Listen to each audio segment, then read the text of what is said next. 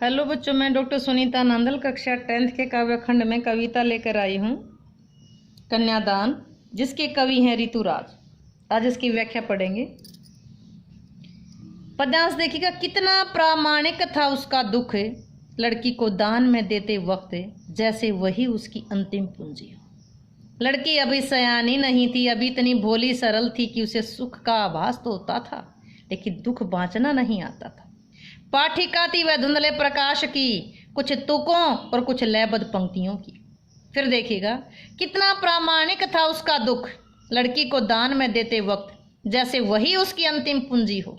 लड़की अभी सयानी नहीं थी, अभी इतनी भोली सरल थी कि उसे सुख का आभास तो होता था, लेकिन दुख बांचना नहीं आता था। पाठिका थी वह धुंधले प्रकाश की, कुछ तुकों और कुछ लयबद्ध पंक्तियों की। प्रसंग क्या लिखेंगे? प्रस्तुत काव्यांश, काव्यांश कहो, कवितांश कहो, पद्यांश कहो, हिंदी की पाठ्य पुस्तक क्षितिज भाग 2 में संकलित कन्यादान नामक कविता से लिया गया है। इसके कवि श्री ऋतुराज जी हैं। इस कविता में कवि ने वर्तमान युग में बदलते हुए जीवन मूल्यों का उल्लेख किया है। माँ अपनी बेटी के लिए केवल भावुकता कोई महत्वपूर्ण नहीं मानती, बल्कि अपने संचित अनुभवों की पीड़ा का पाठ भी उसे पढ़ा देना चाहती है।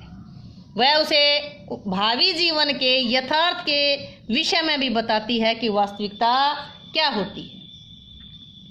व्याख्या देखिए। कितना प्रामाणिक था उसका दुख। किसका? उस माँ का।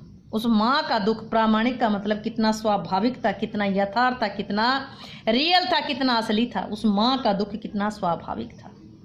लड़की को दान में देते वक्त अपनी बेटी की विदाई के समय उस माँ को जो हार्दिक पीड़ा होती थी, जो अंतर्वेदना थी, वो कितनी स्वाभाविक थी। उसे ऐसा लग रहा था कि उसके पास जो अंतिम पूंजी केवल वो बिटिया ही बची थी, जिसे दान में देते समय उसका हृदय चित्का रहा था, चीख रहा था। उस माँ का दुख कितना स्वाभाविक था, उस माँ का दुख कितना प्रामाणिक था। अपनी लड़की, अपनी बेटी को दान में देते वक्त उसे ऐसा लग रहा था कि जैसे ये उसके पास एक अंतिम पूंजी और जिसे वो निकाल कर किसी को दान में दे रही। लड़की अभी सयानी नहीं थी, अभी इतनी भोली सरल थी कि उसे सुख का आभास तो था, लेकिन दुख बांचना नहीं आता था। जब बेटी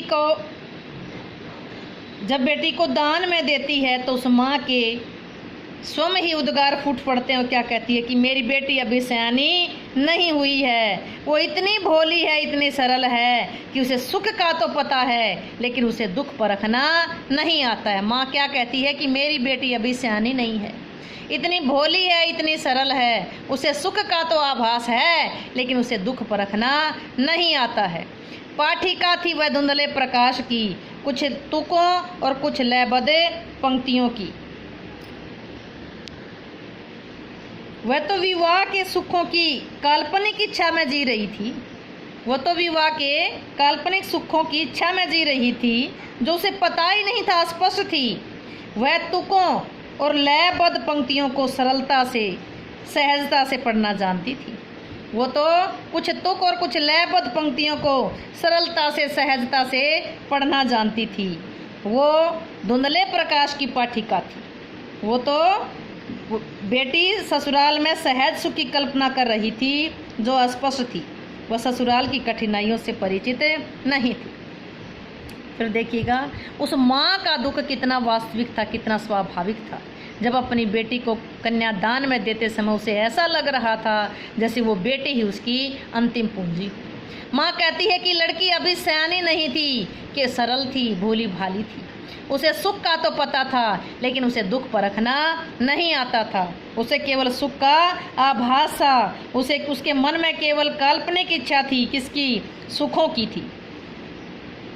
वह धुंधले प्रकाश की पाठिका थी। वह धुंधले प्रकाश की पाठिका थी। वह कुछ तुकों और कुछ लयबद्ध पंक्तियों को सरलता से, सहजता से पढ़ना जानती थी। उसे जिंदगी के उतार चढ़ावों को देखना नहीं आता था। वह तो धुंधले प्रकाश की पाठिका थी। उसे कुछ तुक और कुछ लयबद्ध पंक्तियों को सरलता से सहजता से वांचना आता था, पढ़ना आता था। उसे उतार चढ़ाव का पता नहीं था। अलंकार देखिएगा इसमें, अंतिम पूंजी। अंतिम पूंजी ऐसा लग रहा था जैसे अंतिम पूंजी हो, तो यहाँ उत्प्रेक्ष अलंकार है। दुख बांचना नहीं आता, दुख बांचना, दुख बांचना में लाक्षणिक प्रयोग है। धुंधला प्रकाश, धुंधला प्रकाश, तुक तुक और लयबद्ध पंक्तियां, यहाँ प्रतीकात्मक प्रयोग है। तुकों, धुंधला प्रकाश और लयबद्ध पंक्ति, यहाँ प्रतीकात्मक प्रयोग।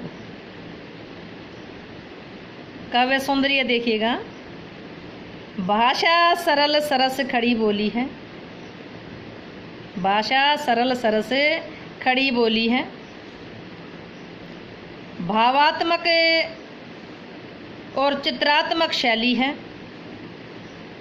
क्योंकि भावनात्मक पूर्ण वर्णन किया है, भावात्मक शैली है। मुक्त छंद है, अलंकार उत्प्रेक्ष आया है।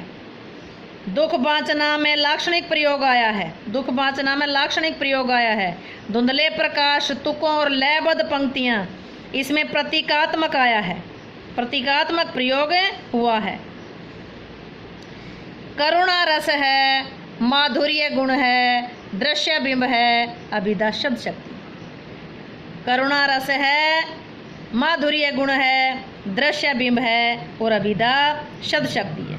यहाँ दुख बांचना जो आया है, दुख बांचना, दुखों को गहराई से पढ़ना है, जीवन में आने वाले दुखों को समझ रखना है, उसकी गहराई को जानना है। उम्मीद है कि आपको ये व्याख्या अच्छे से समझ आई होगी। व्याख्या समझ आई हो तो वीडियो को लाइक करें, शेयर करें, चैनल को सब्सक्राइब करना ना भूलें।